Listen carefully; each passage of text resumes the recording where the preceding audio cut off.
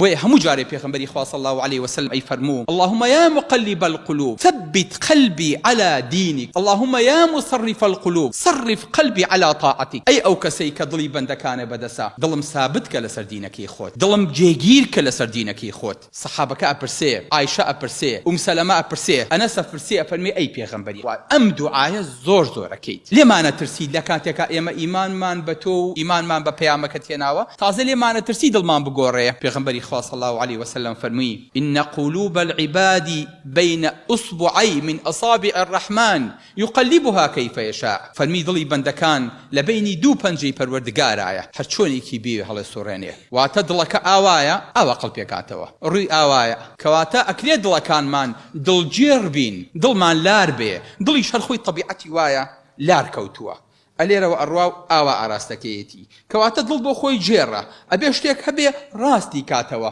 بۆ ئەوەی کە دڵگیری کا بۆ ئەوەی کە تون بیگرێ و نێڵێ لە گرێژ نەدەرچێ بۆ یەکێ لە دوعا سەرەکیەکانی قورئان ربنا لا تزغ قلوبنا بعد إذ هديتنا وهب لنا من لدنك رحمة خوای گەورە دڵمان نەگۆڕی خوای گەورە ئەو هیدایەتی ئێمە داوە با لەسەر ئەم هیدایەتە سابت بین